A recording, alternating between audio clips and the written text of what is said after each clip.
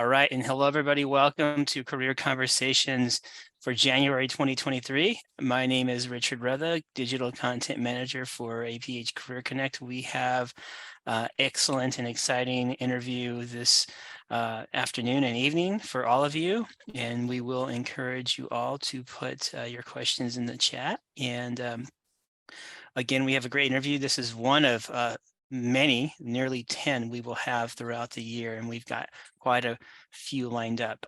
Without further ado, I'm going to be handing this off to our amazing, awesome host, interviewer, Lori Sharf, who's our Career Connect content lead. Lori, good evening and welcome, and thank you.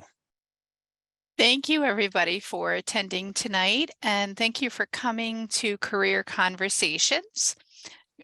This month, we will be speaking with Steve Dresser, and Steve is a Braille transcriber, and that's what we will be speaking about tonight is Braille transcription as a career.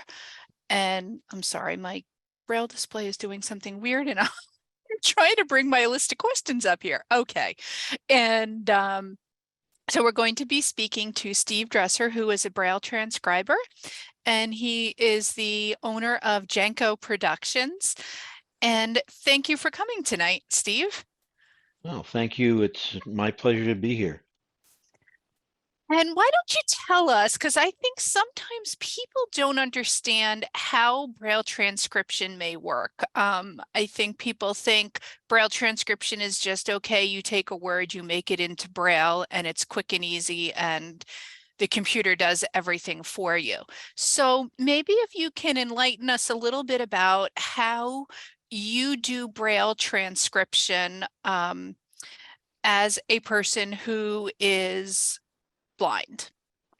Okay, well, I think originally in the good old days before there were computers, um, a lot of what you did with Braille transcription was what you described.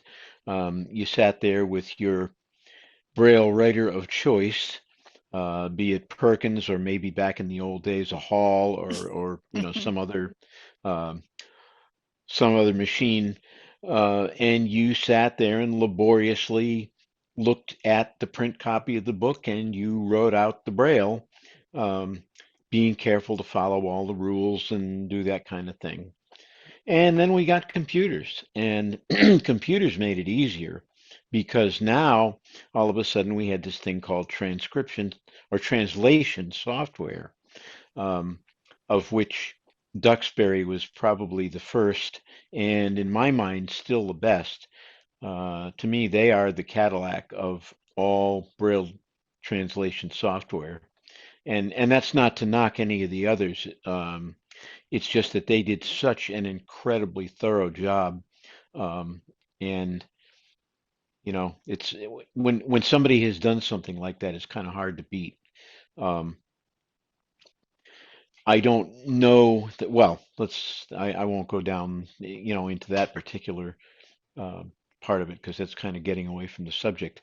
But for me, Braille transcription is, first of all, I take anything that I get as an electronic document.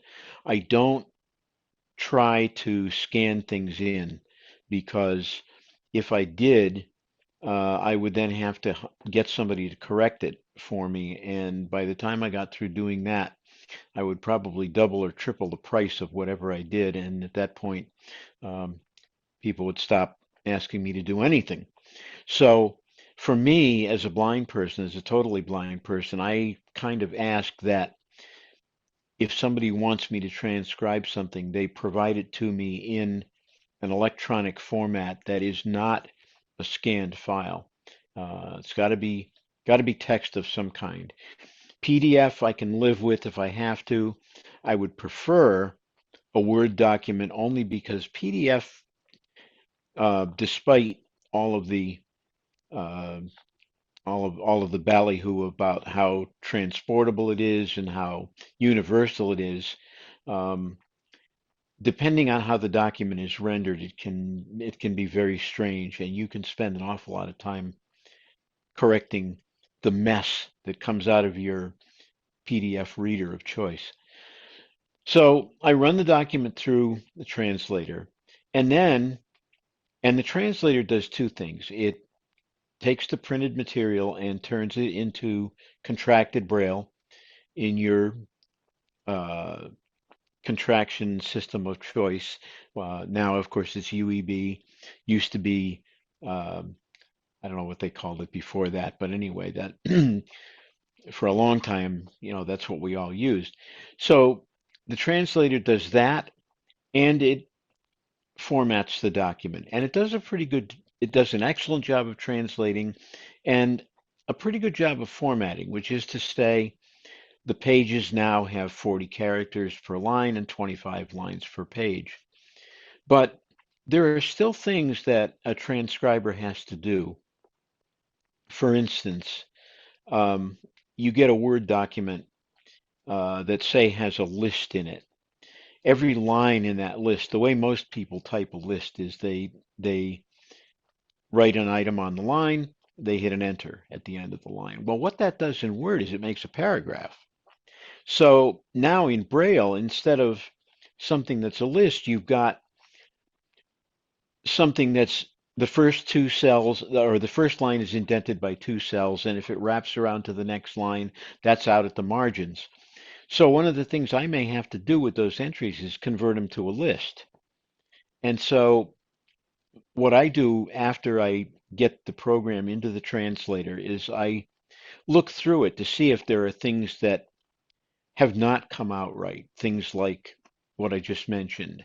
Um, Things like titles that are not properly uh, formatted as headings. And if people are careful about what they do in the word processor, the headings will come out correctly. But they aren't always careful, and they don't always know. Sometimes people will just simply center a line for a title. And So could they also, it could also be that they don't understand the aspect of Braille transcription, so they may be doing something that visually may look okay, but for the end product in Braille, it's not going to come out the same. absolutely. And a good example of that is a lot of times people will, in order to make things line up on a page, they will put a whole bunch of tabs into Oh, yes. appropriate spaces in the document. Now, technically, that's not something you should do even in a Word document, because the Mhm. minute you resize it, everything goes wonky. But people don't know that, and they use the sledgehammer approach to get the document to look okay. So that is another part of the transcriber's job, is to kind of look for anything like that just isn't coming out the way it needs to come out in Braille, and fix it. Fabulous. And so you primarily do smaller jobs Yes, for Braille transcription. I know people who do textbooks and things like that can make quite a bit of money um, in that area specifically because textbooks are much more technical. There'd be a lot of probably charts and things like that, much requiring much more formatting and those types of intricacies. Could you speak a little bit about what some types of documents that you've done in the past and how you have made, have you had to make any changes to make something more understandable in Braille? well, yeah, let me just address one thing about textbooks, because everything you said is correct. um, the additional thing about textbooks is that you're likely to get a lot more. You don't generally get one copy of a textbook. With the textbook, you may get, well, depending on whether you're doing commercially or even, small volume, you may get 10 or 15 or 20 or 25 copies. And so you got a chance to make a little bit more money that way. And you're also being paid usually by an agency or an institution, as opposed to being paid by one person. And when Um, you say, let me just ask you, when you say yeah. paid, do you mean paid per print page or Braille page? Usually, well, again, I always kind of charge. I do a combination of charging a per page rate, Mhm, but also what I charge for is the time upfront that I spend doing the mhm, formatting and that kind of thing. And the way and I thought about this a lot. Now, some people jack up their page rates to something really high. I kind of didn't feel that's fair to the customer, um, because I feel once I get the book formatted, then the page costs are fixed. So I like to charge $1 a page, $1 a Braille page, and for the formatting, I charge by the hour. And that way, if it takes me 10 hours to format, I charge $20 an hour, so that's $200. mhm. And then whatever my embossing costs are based on the copies. And I just think that's a little bit more fair to the customer. Um, they're not getting hit as hard with with the paper costs and the page costs, which are pretty much fixed after you get the formatting done. Um, to answer your question about what kinds of things do I do, one of the things that I have done from time to time is restaurant menus. And restaurant menus are kind of an open season. Number one, anything you get, you're often you got to pick them off of a website, and they vary from very neat to very awful. Um, I find in a lot of cases they don't put dollar signs in for the cost. It'll see, Caesar salad, 7.95, and you go, 7.95, what? You know? Um, so I like to do things like I like to make sure that there's a dollar sign. I also like to use the dots that bring you over to the right, kind of like what you see in a table of Like a contents. leading dot, or I don't know Yeah, what they call it, but yep. they call them fill That's always dots. helpful. Yes, I agree. Yeah. So, I do that. I put all the entries into a list style so that the first line of the entry goes out to the left margin and subsequent lines are indented by two spaces. I will often put the name of the item and the price on its own line, and then underneath the description. So it'll be Caesar salad, dot, dot, dot, dot, dot, dot, 7.95. And then underneath it'll say, um, comes with croutons, Caesar dressing, um, shrimp and chicken can be added, or, whatever it might say about the Caesar salad. And again, I think this just makes it a lot more readable when you're looking at Braille Yes, and than, I think that's a good example, whereas, the print edition doesn't have the dollar sign, but it makes it a little more understandable because, we don't have all the other pictures and any other right, information. So I think right. that's a really good choice that you've made, um, to make that decision to add the dollar sign to make it much more clear. What And what are some essential skills that you think are important for somebody interested in Braille transcription to have? well, I think one of the most important ones is what I'll call attention to detail.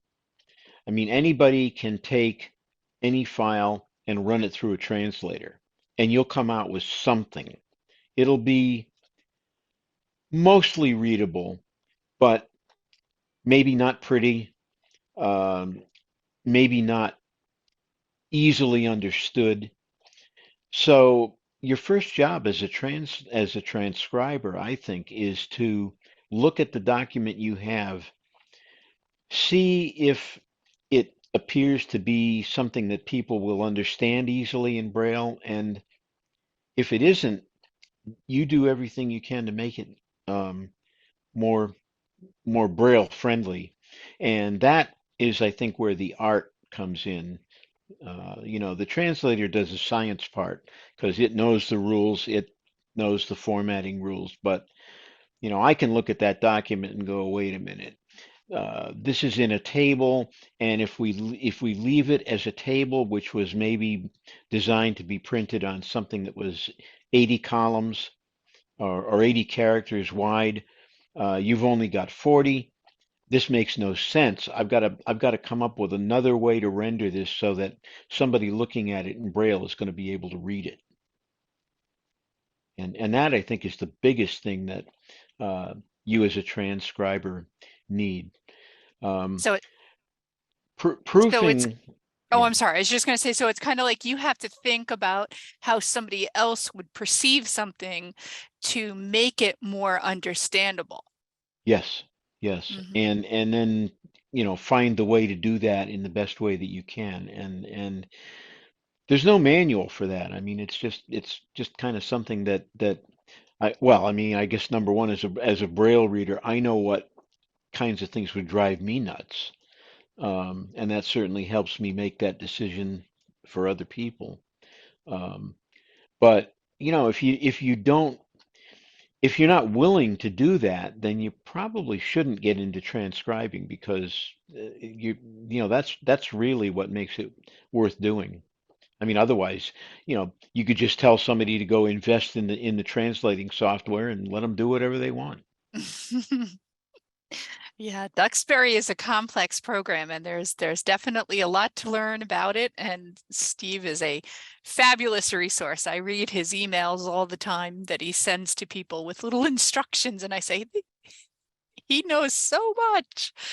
And it really is about understanding the code and understanding, the software as well. So I would think that you also would have to not be afraid to dabble in the technology side of things.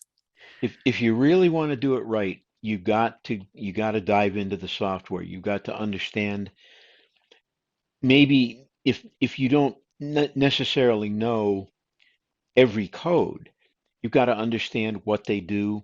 You've got to understand what styles are. You've got to understand how to put things into a word processor so that you get the result you want, both in the print and the Braille. Because really, if you do it right in the word processor to begin with, uh, you're going to make it easier for yourself to do the printing, and you'll Mhm. certainly make it easier for the transcriber. Right, that's true. Okay, I think we're going to open it up to questions from my APH colleagues first. And I forgot to say this earlier, but the participants that are here with us this evening, you can type your questions into the chat box, and Katie will be sifting through those questions and come up with some good questions. And so, Richard, why don't we move over to you and Lee and take the two questions from the two of you? There you go. I was muted. Well, Steve, welcome and thanks again and fascinating information. Why Braille transcription? Did you wanted to be your own boss? What was your passion behind that? Well, I let me, in all fairness to the career of Braille transcription, this was something I never wanted to do during my working life, um, because I didn't think I could make enough money on a steady basis to support a family. Um, but once I retired, well, actually, the whole thing started before I retired. I got fascinated with the idea of Duxbury and kind of how it worked, and my original uh, thing that got me started was I was asked to be the newsletter editor for our state of Connecticut newsletter, and I thought, what a great excuse to learn Duxbury, because for Indeed. me, I learn things best when I have a reason to use them. I'm not the kind of person that will just grab a manual and sit down and learn it that way. I kind of have to have a goal ahead of me, and the goal was to produce a good, readable copy of a newsletter in Braille, which came about because we were getting them in print, and that drove me nuts. I mean, it's like, why are you sending a totally blind Sure. person a printed newsletter? Well, at the time I was dating Marcia Nigro, and Marcia, for those of you who know her, she was uh, one of the best Braille readers I know. And so, of course, she, being also kind of high up in the affiliate, was on board with the idea of a Braille newsletter. And I learned Duxbury to make it happen, and also, I guess, in a kind of way to impress her with the fact that I could produce a good Braille document. And it started there. And then once I retired, I said, well, gotta have something to do while I'm retired. So why not set up a little business of Braille transcription? I don't have to worry about a steady income because I had a pension. Um, and I could kind of do it when I wanted to and stop when I wanted to and not have to worry about um, having to live out under a bridge because I couldn't make any money. Great. Well, thank you. And let me ask Lee or Katie before we go to the audience if you have questions. I have a question for Steve. Mine's more of a philosophical question, actually, with so much today being text to speech. Can you talk to us a little bit about what you feel is the importance of Braille today? Because some people may have the idea that, well, I have text to speech, I use JAWS, or I use, VoiceOver, whatever it is that they use, and they feel they're a very skilled listener. Why do they need Braille today? Talk to us a little bit about what you feel personally is the importance of Braille. I think the biggest reason why we all need Braille, and I use I use screen readers probably as much as anybody in this world um, at this point. There's a lot you can do with a screen reader, but the one thing that you don't get unless you're reading Braille is spellings, really punctuation. I mean, yes, you can get a screen reader to say every punctuation character in the document, but most people don't. And what I've noticed is I can always tell the people who are Braille readers and the people who can't, and I can tell by their emails. Because the people who are not Braille readers half the time don't know how to spell, or they use the wrong word, you know, THERE for when they really mean THEY''RE, that kind of thing. Because when the screen reader says it the same way, so you don't know. So I think the biggest reason to use Braille is to get a real sense of the words that you're reading, the sentence structure. Uh, I think I think you can learn a lot when you're reading from a screen reader, but I'll find I sit there and read using JAWS, and all of a sudden I go, "What did that thing just say?" And I stop and I read it with my Braille display, and all of a sudden, what only partially made sense is now making full sense because I have actually slowed down and actually gotten the words through my fingers. So I think, I don't think we should ever minimize Braille. I mean, all of the other things we have are good, and, let's use them. Let's use them to the max. But let's not forget about good old dots because that's what's going to give you your basis for reading, understanding.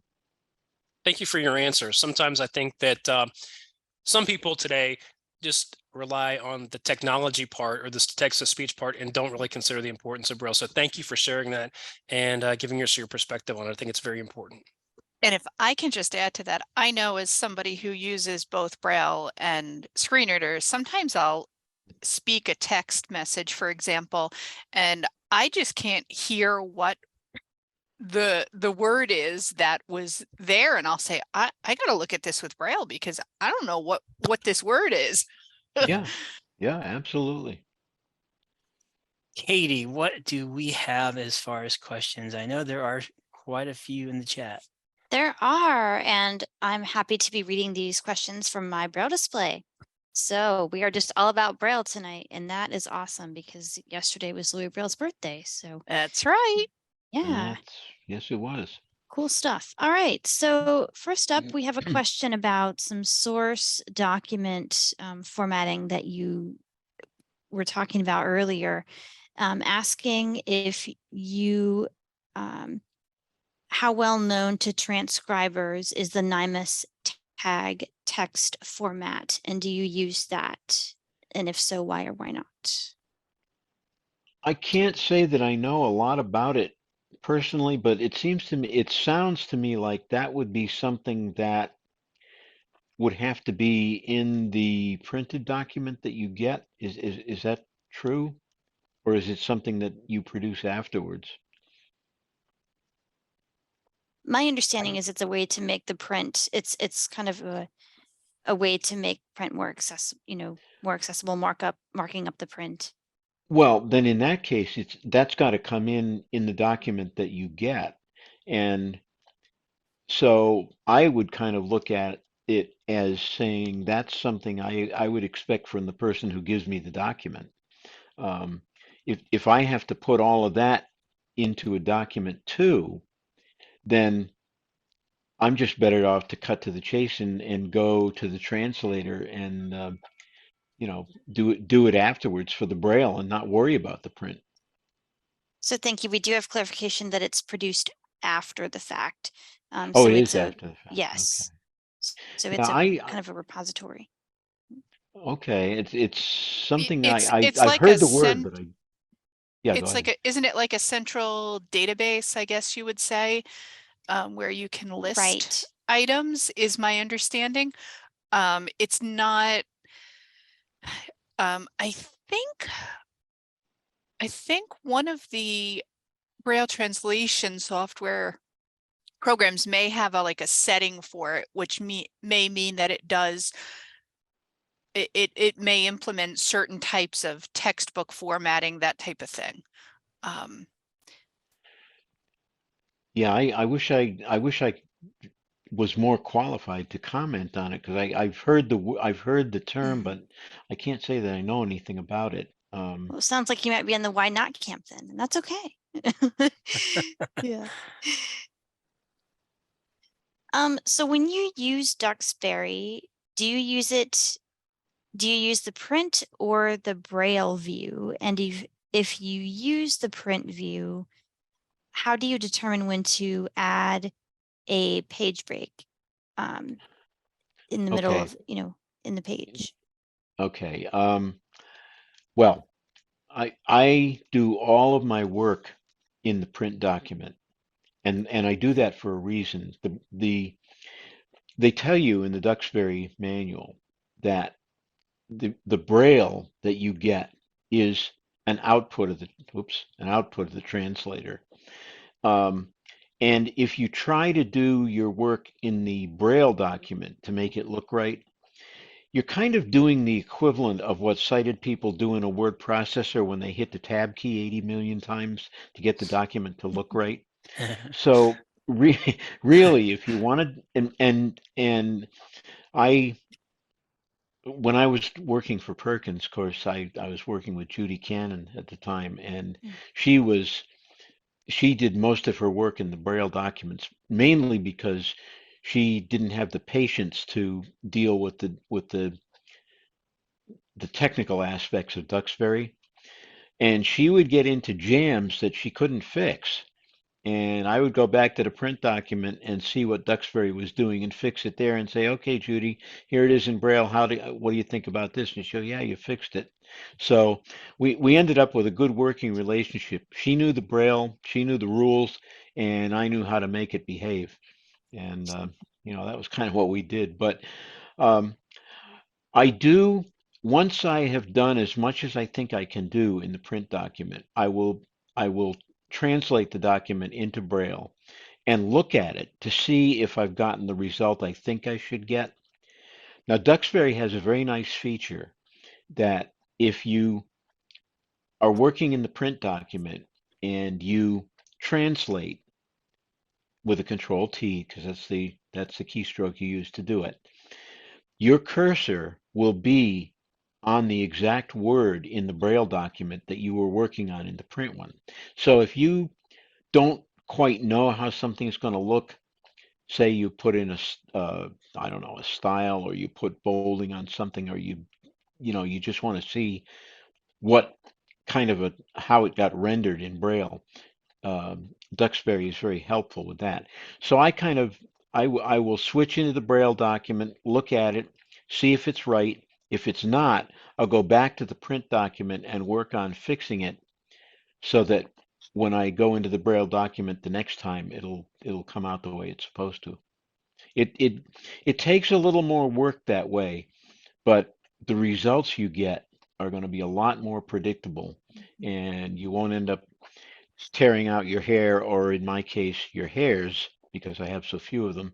Um, but I don't want to lose any more, so that's kind of why I do it the way I do. Steve, let me ask you a really quick follow-up question as Katie queues up the next question. Do you do this all by yourself? Do you have any support in your being this is your own business? I do just about everything myself. The one area that I do like to bring in somebody from the outside is proofreading the final document, because um, I have found that you can you're too when you produce a document and you've been working on it for hours and hours and hours, you are way too close to it Yeah. to It's spot the true. mistakes. Yes. I mean, you could drive a truck through that document and not even notice that it had happened. Mm. It's like getting your own paper for college and you're like, oh Right. yeah, I got this, and 16 errors later. Oh, yeah. Exactly, exactly. Well, that's Excellent. good to know for any of the job people out there who are curious about wanting to do what you do. So you do bring in support when necessary for things like that. So that's good to know. Thank you. Yeah. Yep. Just one additional thing to say about that. I mean, a lot of people feel like they can't check um, the formatting things, but you can do a lot in the word processor if you use the keystrokes that you have available to you from the screen reader and things like that. I mean, obviously things like spell checking is a good thing to do. Um, what does JAWS call that thing? Smart, um, no, text analyzer, I'm sorry, which, can do things like make sure you don't have a whole bunch of blank spaces in the middle of your documents, or you've left off a parenthesis or something like that. So you Sure. can you can do a lot Mm, of that stuff. And, yes. I do, mostly because I want to do as much of it as I can so I don't have to pay somebody else, because if I pay somebody else, that ups You're the not paying cost. yourself. You're not paying yourself. Yeah, Yeah. Right. well, not only that, but if you pay somebody else, you got to raise the price, and then you're going to lose anyway, because if the price gets too high, then nobody wants to hire you. Yeah. Mhm. So how would you describe, you mentioned kind of how you got into transcription, but what would you say if someone is wanting to get into it? What would some good training be, or what would training look like for someone interested in becoming a transcriber? Well, I think what I would do, and again, a lot of this is kind of based on the way that I have done it. Um, some people feel that what they should do is take courses in learning all of the Braille rules and things like that. I kind of feel like Duxbury has got the rules covered. They know, they've been doing this for years. They keep updated with the latest changes. So if they say this is the way something translates, then or should translate, then that's exactly what will happen. Now I know that kind of flies in the face of the old school way of thinking of transcription, which was to say that you were sitting there hand copying everything you did. But let's be real. As a blind person, I mean, we're going to be using our computers, and we live in the age of computers. So why reinvent the wheel if you've got a translator that does the job well? Um, but I do think it's probably worth, if you're gonna get into it seriously, use it using a translator like Duxbury. So if you can take a course or read the right kind of book. Um, I cut my teeth on Duxbury when it was a DOS-based program, back, in the 90s, when I was learning how to do the newsletters, and I read I got very familiar with the codes, and of course, Duxbury is much easier to use now than it was then because they've got this whole user interface that, you got styles and you got codes and you got all this help with everything. Um, but if there are courses out there, and I don't know if there are because I haven't needed them, but if you want to do this, really get to know and love your Braille translation software so that you know that stuff inside out, that you can make it spit nickels if you want it to. Um, And this is Lori. If I could just add to that, I think it is important to, if you're currently a Braille reader, you could do the library of the proofreading certification, or you could do the transcription certification, and that both of those would still allow you to um, be certified either as a transcriber or as a proofreader. And when you're a proofreader, you can also do transcription. Um, it could work both ways, and you can get the documents for that through the NFB website. yeah, I think certification may be one of those things that's more important if you're working for uh, agencies and things that kind of demand that kind of credential. If you're working for individuals, they're not likely to say, "Are you certified?" And if you are, show me your certification. So, I mean, I've never been certified as a transcriber or a proofreader, although some people would say I'm certifiable, but not for the same reason. All right. Are there different things that need to be considered when transcribing poetry, for example, that do not need to be considered when someone is writing it in print? Well, I think poetry is kind of its own. You better have a real sense of what the poet was trying to convey. Um, I used to think that poetry was the kind of thing where, you just look at the lines and you make each line its own line, and if you have to wrap the lines, you do. But um, now with so much of poetry, some lines are capitalized, some are not. They don't necessarily rhyme. So you really better have a good idea what the poet intended.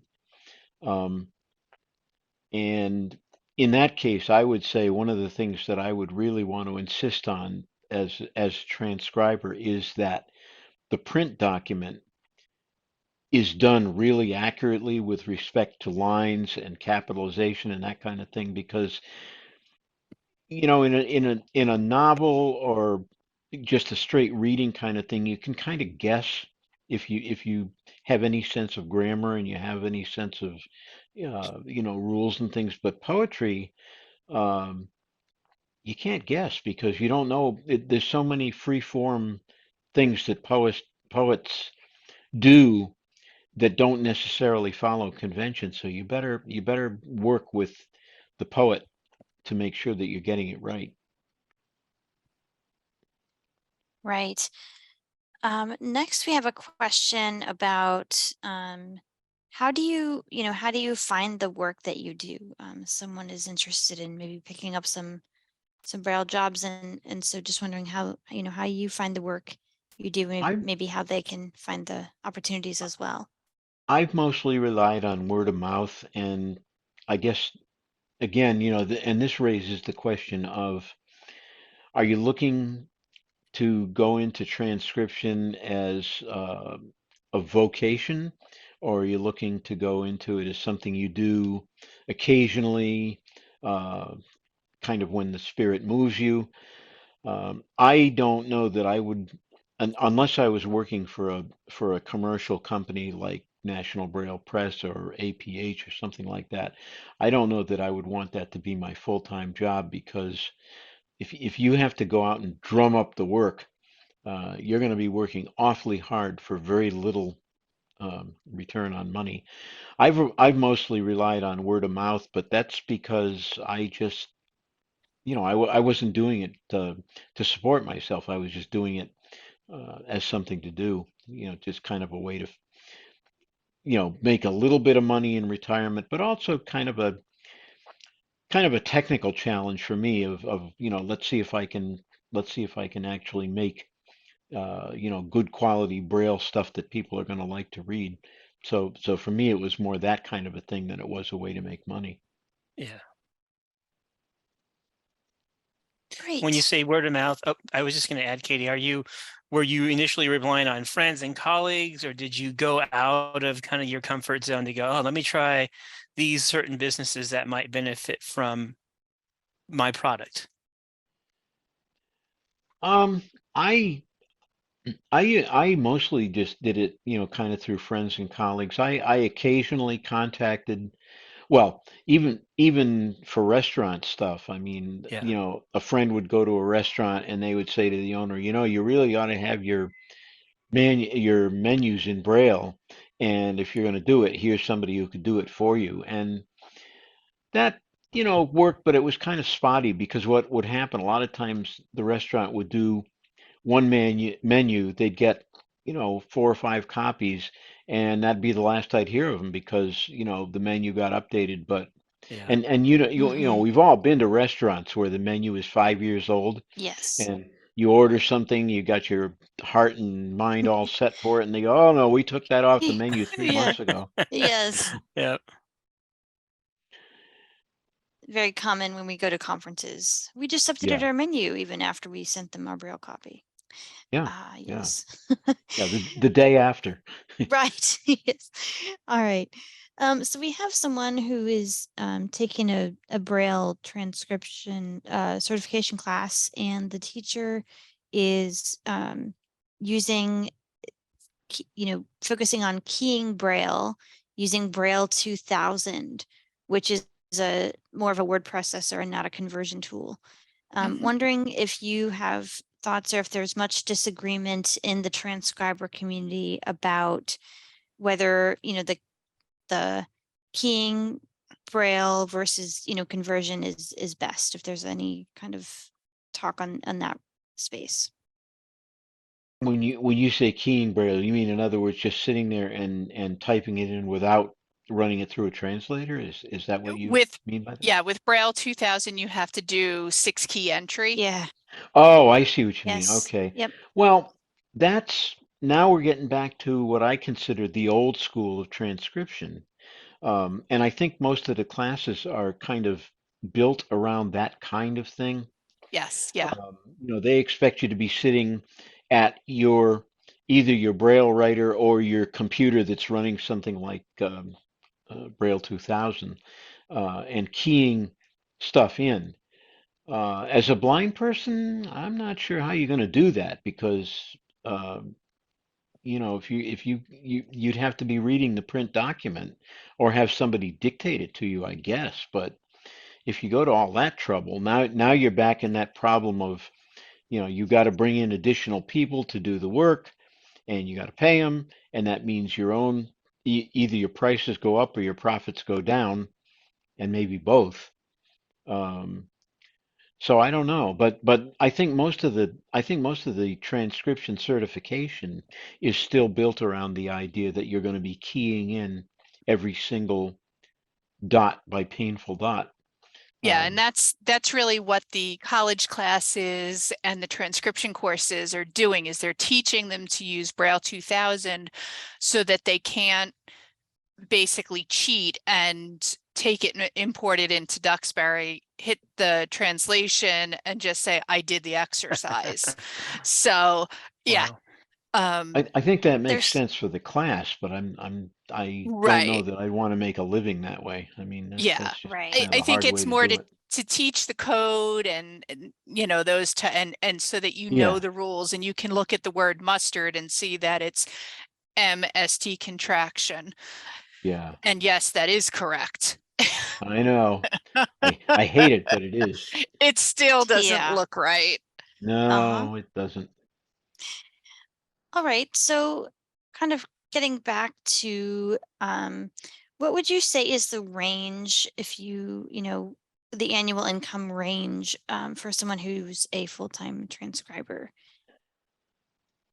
Well, I guess that's going to depend on how easy it is for you to drum up business. I mean, if ideally, I guess the way to do it, if you really want to make that a full-time thing, would be to work for somebody like Perkins, where they are getting the contracts from somewhere, so you don't have to go out and do the hustle. Yeah. Um, because if you're trying to do it on your own, you are not going to make money. Um, Mm.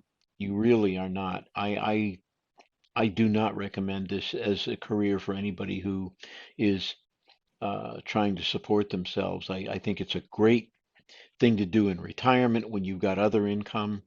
Um, but And I wouldn't want it to be a full-time job for me. yeah, if I can just add to that, I mean, it's more and more common for school districts to hire transcribers, things like that. And those, are good jobs. Yeah, APH, National Braille Press, they're all looking, at various times they're looking for transcribers and proofreaders. Yeah. And, it can be a career. I know somebody in California who only transcribes textbooks. And because of the type of material that is being transcribed and the rates and all of that stuff, she can transcribe, 3 or 4 books a year, and that can really sustain her. And because it's a product that's often purchased by school districts or colleges, because she does college books as well, it can benefit her very well. Once she has the book, she has it. She just needs to hit yeah. emboss. It sounds, and she got paid up front for the work uh, Yeah, I don't know of how she really does putting that. it. Yeah. Yeah, I mean, it does strike me though that the key to it is having a certain amount of volume. I mean, if you're looking, if you get one copy here, one copy there, one copy somewhere else, that's not going to keep you. That's not going to keep the lights on. Yeah. Um, Sure. We've got about less than 10 minutes to go, so we'll take those last few questions. Sure. So one question here asking if you transcribe music, and if so, do you use Duxbury for that? you can't really, well, Braille music, of course, is its own completely different thing, Its own and beast. Duxbury, It's its own code, yes. yeah, it is. It absolutely is. Yeah. Yes. And I do not do that. I mean, I read a lot of music when I was a kid. I took piano lessons for 10 years, but I, well, again, see, we're kind of back to that problem that you can't get the music without somebody dictating it to you. I don't even know how you would do that. Duxbury doesn't know music from anything. I mean, it you could take a document and have Duxbury format it so that it was, nicely on the pages. But translation, no, it's not going to do it. You'd have to be using Braille input at that point because Yeah. it has no way to know how to translate it, and it doesn't have anything. It was never designed to translate music, and I don't think any of the other translators are either. Because I if th- you think about what's involved in that, converting from yeah. a staff to a linear form of things, forget it. It's not going to happen. Yeah, I would think you'd almost have to manually key that Yeah, in. You Braille would, you would. music really Yeah. is a whole separate thing, and there are a couple of places that do just music transcription, but it is very, very labor intensive. Oh Yeah. yeah, oh Mhm. yeah. And I suspect, on the grand scheme of things, you'll make a lot less money doing music transcription than you will um, any other kind because there's so much less of it. Mm-hmm. Yeah. All right. Another question here asking if you've heard of the um, a newer digital format known as the EBRF, and wondering if you know what you know about that format. I've heard of it. Don't know very much about it at all. It's something I've thought I should at least try to find out about, but I can't say that I have. I wouldn't, if you wake me up at 3 o'clock in the morning and ask me any questions about it, I'm not going to be able to answer them. I think the intent of that is to allow Braille files to be read more easily on electronic devices. Yes. So you're Oh, not okay. going to run into like the 3.6 with the page number at the end, for example. It's just going to tell you that the page changed, that type of thing. Oh, okay. And it's a little more easily navigated than some other file formats. Mhm. So it's an interesting concept, and I think it also has some challenges. That's my own opinion. And I should say that I am taking the transcription course, so Okay. I'm not Well, just when you get done with it, you can come back and tell us all Yeah. what we need to know, because Right. you'll know more than any of us. We have one more question here. I want to get to it if we can. I think we missed this one earlier, but you touched on a little bit, you do sometimes bring someone in for that final proofread, but what is that your final process, or do you do any kind of, emboss a copy on hard copy, on paper to see it, or do you Oh just yeah. bring in someone to proofread your Oh, final oh no, output? when we get to that final proofreading thing, I will make a hard copy, and often the person I bring in doesn't even show up on site, so I'll, crank out a hard copy, um, postal mail it to them. They'll read it and, come back and tell me anything that they think I need to fix. I'll fix it, and, then we'll assume that it's a wrap. But yeah, at that point, you kind of have to have it on the page because, Mhm. again, you can do an awful lot on screen, but there comes a point when you really do want to look at it and make sure that you didn't miss anything. And if you're like me, when you print it out, you find you always miss something, even though you think that's you Yeah, checked it five true. Indeed. times. well, and that's Wait, an I didn't ask interesting, for that to indent. No. yeah, well, and oh, and the worst, miss one code in Duxbury and you get something that's looks like it's in list format down the page where it should be paragraphs, and you go, how come that happened? Oh, I Yeah. forgot the end of the list style, you know. Steve, Mhm. let me Yeah. ask really quick, and I don't know if there's any other questions, Katie, but when you jump into this as a career, or as you're encouraging more of a retirement or side career, I would imagine folks wanting to go into this line of work would be to have a good keen sense of business, like knowing that you got to have an office and what your rates are going to be, and those types of things. And do you recommend someone taking a business course at some level, whether it's a community college or somewhere online? Well, I don't think it'll hurt. I never took one, but again, because I went into this with the idea that if it worked, it worked, and if it didn't, oh well. Sure. Um, I kind of made it up as I went along, but I'd done a lot of thinking about it, and a lot of it to me was just kind of common sense. Sure. Um, but I would say this: if you don't go into it thinking that you're going to be, within 2 months you're going to be living out on Maui and sipping margaritas all day, because it ain't Unless you already happening, live on folks. Maui, of course. Right. Well, yes, and then and That's then and different. then you're going to be staying on Maui because you won't be able to afford the airfare to anywhere else. But it if you go into it with the idea that you may hope, well, any business, they say, at least the first 3 or 4 years you're probably not going to make any money, Yeah. and maybe even more like 5. And I think you have to look at transcription that way. It's a niche market, and it's not like, if you go out and you develop some widget that you can sell 10 million of on the first run, and that everybody's going to want it.